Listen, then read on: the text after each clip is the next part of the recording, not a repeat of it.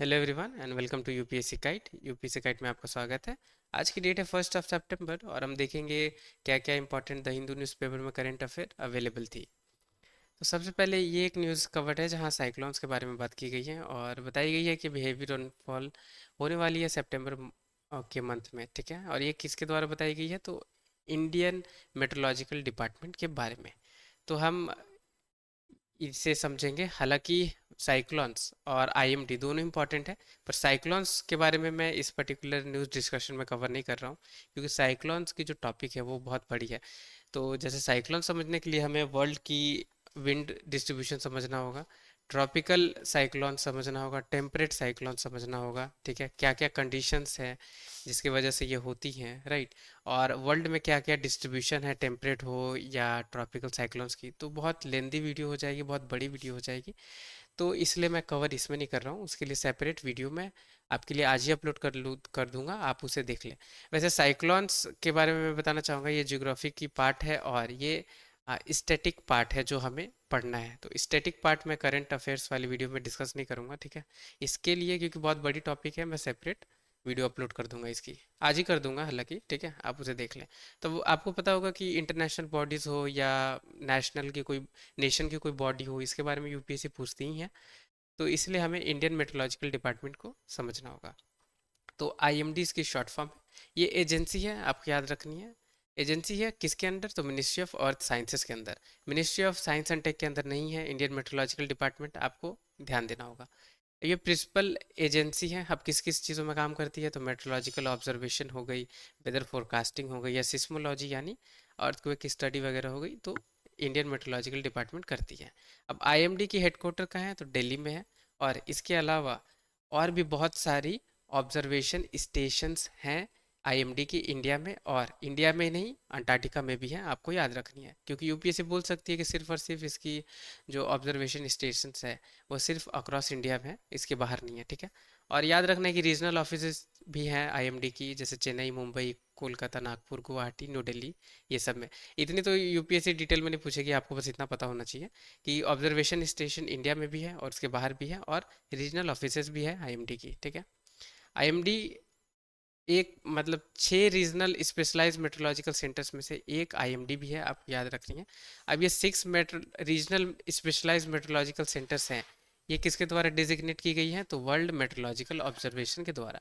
तो आपको पता होगा वर्ल्ड मेट्रोलॉजिकल ऑर्गेनाइजेशन ये बहुत बड़ी ऑर्गेनाइजेशन है जो पूरी वर्ल्ड की मेट्रोलॉजिकल चीज़ों को देखती है, राइट। अब इसी की एक स्पेशलाइज रीजनल सेंटर है जिसे कंसिडर किया गया है एज अ आईएमडी, ठीक है। तो आपको ये पता होना चाहिए। ये रिस्पॉन्सिबल आईएमडी और किस किस चीज़ों में है? तो फोरकास्ट करना, जैसे ट्रॉपिकल साइक्लोन्स या उनका नाम रखना, या क्या क्या डिस्ट्रीब्यूशन हो सकती हैं पर्टिकुलर साइक्लोन्स की, इन इंडिया के रीजन की बात मैं कर रहा हूँ, ठीक है। और अर्ली वार्निंग भी आईएमडी हमें देती है, जैसे आज ही की न्यूज़ में दिया हुआ है, ठीक है।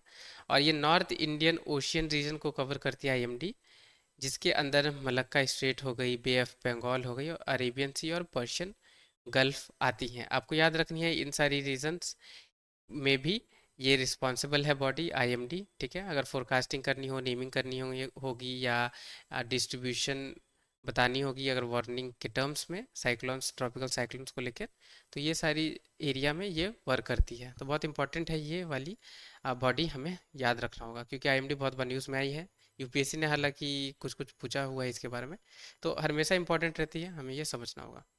दूसरी न्यूज़ देखते हैं।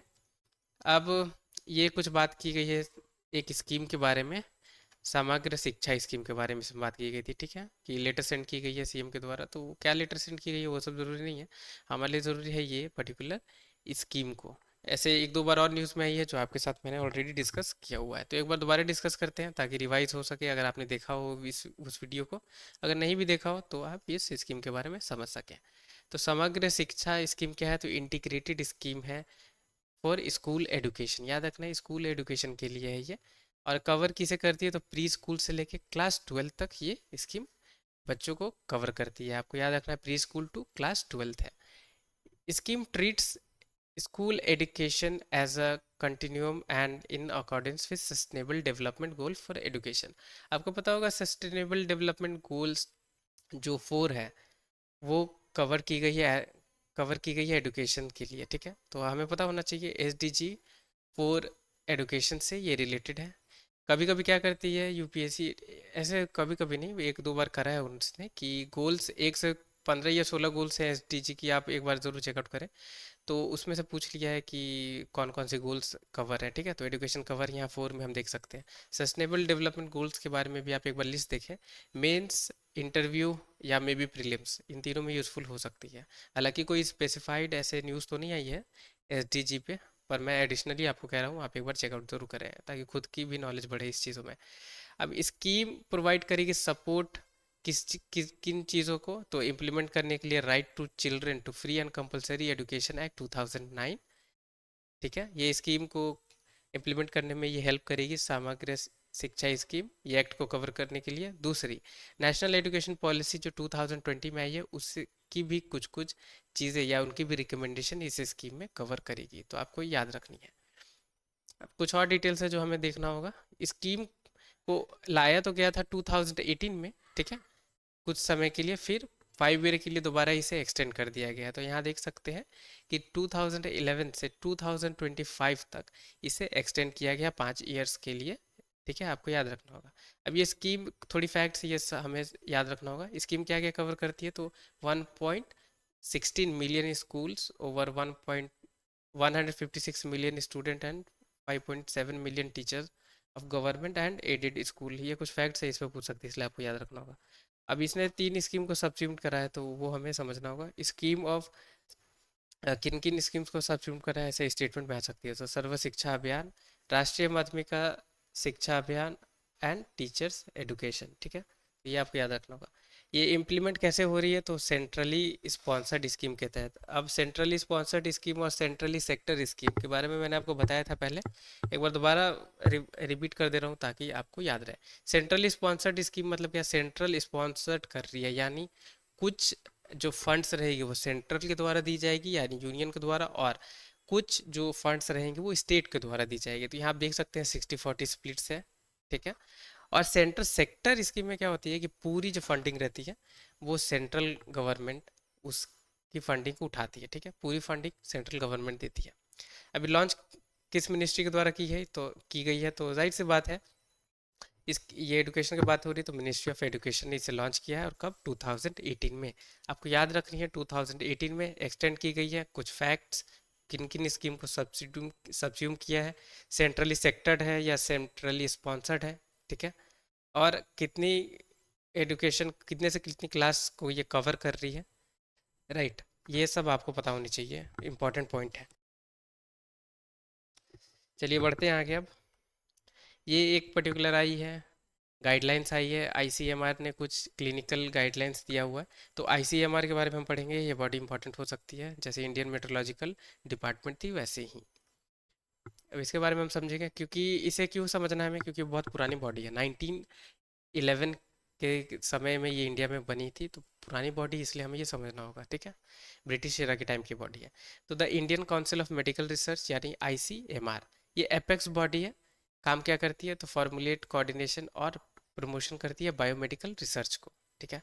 इस्टेब्लिश कब हुई थी, तो 1911 में, आप देख सकते हैं बहुत पुरानी बॉडी है ये। और ये one of the oldest medical research body in the world है, ठीक है। ये आपको स्टेटमेंट याद रखनी होगी। लोकेटेड कहाँ है, तो न्यू दिल्ली में। आईसीएमआर को फंड कौन करता है, तो कैसे फंड होती है, तो डिपार्टमेंट ऑफ हेल्थ रिसर्च के द्वारा ये होती है, यानी ministry of health and family welfare के द्वारा ये फंड होती है। अब 2007 में ही आईसीएमआर को क्लिनिक ट्रायल्स के लिए पावर दे दी, अथॉरिटी दे दी गई थी, ठीक है। और पहले इसे इंडियन रिसर्च फंड एसोसिएशन कहा जाता था, इसी नाम से ये बनी थी। फिर बाद में 1949 में इसे रीऑर्गेनाइज कर दिया गया था और Indian council of medical research इसकी नाम रख दी गई थी। तो याद रखनी है, आईसीएमआर यानी इंडियन काउंसिल मेडिकल रिसर्च की गवर्निंग बॉडी है, उससे हेड कौन करता है, तो यूनियन हेल्थ मिनिस्टर। अब आगे बढ़ते हैं। एक 2G एथेनॉल से एक पर्टिकुलर न्यूज़ आई हुई थी, जहां इंजाइम की मैन्युफैक्चरिंग इंडिया में ही की जाए, ऐसी बात की गई थी। और इस पर्टिकुलर आर्टिकल में ये इथेनॉल विथेनॉल उतनी ज़्यादा इंपॉर्टेंट नहीं है, हमारे लिए इंपॉर्टेंट है इसमें एक बॉडी मेंशन थी वो, ठीक है, तो उस बॉडी को हम देखेंगे। तो international centre for genetic engineering and biotechnology, ठीक है। ये बॉडी हमारे लिए बहुत इंपॉर्टेंट हो सकती है, क्योंकि ऐसी बॉडी पे यूपीएससी ने बहुत बार क्वेश्चन पूछा हुआ है। ये सेम बॉडी पे नहीं पूछा, पर इसी टाइप की बॉडी पे पूछा हुआ है। और ये जेनेटिकली इंजीनियरिंग और बायोटेक्नोलॉजी से है, तो आपको पता होगा बायोटेक्नोलॉजी पे यूपीएससी हमेशा क्वेश्चन पूछती है। तो ये one of the important body हो सकती है, तो हमें ये समझना होगा। तो इसकी शॉर्ट फॉर्म आईसीजीई भी है, ठीक है। ये ऑटोनॉमस इंटरनेशनल ऑर्गेनाइजेशन है, आपको याद रखनी है, ऑटोनॉमस है, ठीक है, इंटरनेशनल ऑर्गेनाइजेशन। इस्टेब्लिश किसके द्वारा हुई थी, तो एज अ प्रोजेक्ट हुई है United Nation Industrial Development Organization के द्वारा, ठीक है, आपको याद रखनी है। ये प्रोजेक्ट है, इस्टेब्लिश कैसे हुई है, तो United Nations Industrial Development Organization के द्वारा 1983 में। फोकस क्या क्या करती है, किन किन चीज़ों में काम करती है, तो infectious and non communicable disease में भी ये काम करती है, ठीक है, मेडिकल में काम करती है, और industrial and plant biology biotechnology पे ये काम करती है। तो ये 3 एरियाज है जहाँ ये वर्क करती है। ये इंपॉर्टेंट क्यों है हमारे एग्जाम पॉइंट ऑफ व्यू से, क्योंकि इसकी पूरी वर्ल्ड में 3 ही लेबोरेटरीज हैं, ठीक है। एक तो इटली में है, एक इंडिया में है, और एक साउथ अफ्रीका में है, इसलिए ये बहुत इंपॉर्टेंट है। और द हिंदू में कवर्ड है। बायोटेक्नोलॉजी यूपीएससी के फेवरेट टॉपिक में से एक है, तो हमें ये बॉडी के बारे में 100% पता होना चाहिए, ठीक है। आगे बढ़ते हैं। ये पर्टिकुलर कैंसर ट्रीटमेंट के लिए कुछ आई थी आर्टिकल। तो ये IACS, ये साइंटिस्ट कर रहे हैं कुछ ऐसी डेवलपमेंट। ये बॉडी वगैरह ये इंपॉर्टेंट नहीं है, ठीक है, क्योंकि ये रीजनल बॉडी है। इसमें कुछ मेंशन थी ड्रग्स, जो एंटी कैंसर ड्रग्स है, वो हमें पता होना चाहिए। तो कैम्प्टोथेसिन, टोपोटिकन एंड इरेनोटिकन, ये एंटी कैंसर ड्रग्स हैं। ये आपको याद रखना है, क्योंकि यूपीएससी ऐसे अजीबो-गरीबो टर्म्स वाली चीज़ें पूछती हैं, राइट, कि रिसेंटली न्यूज़ में देखी गई है, किस चीज़ से रिलेटेड है, राइट। तो वैसे में हमें ये पता होना चाहिए। और ये बहुत बड़ी आर्टिकल आई थी द हिंदू में आज, कैंसर सेल्स को टारगेट करने के लिए। तो इसीलिए ये ड्रग्स, एंटी कैंसर ड्रग्स, हमारी एग्जाम पॉइंट ऑफ व्यू से इम्पॉर्टेंट हो सकती है। तो ये आप स्क्रीनशॉट ले सकते हैं या नोट डाउन कर सकते हैं। ऐसे ऐसे जो मैं उल्टी पुल्टी टर्म्स वाली चीज़ें आपको बताता हूँ, वो इंपॉर्टेंट है, ठीक है। यूपीएससी ज़रूर पूछती है क्वेश्चन, एक दो वैसी ही रहेगी पेपर में आपकी। तो इसलिए आपको अच्छे से उसे मेंटेन करना है। नोट पैड या नोट कॉपी जहाँ भी आप लिखते हैं, आप उसे लिख सकते हैं। तो थैंक यू सो मच। आज की वीडियो में बस इतनी जानकारी थी, जो बहुत इंपॉर्टेंट जानकारी थी। वीडियो पसंद आई होगी या इन्फॉर्मेशन थी आपके लिए यूज़फुल, तो लाइक ज़रूर करें। चैनल पर नए हैं या सब्सक्राइब अभी तक नहीं किया, तो प्लीज़ चैनल सब्सक्राइब करें।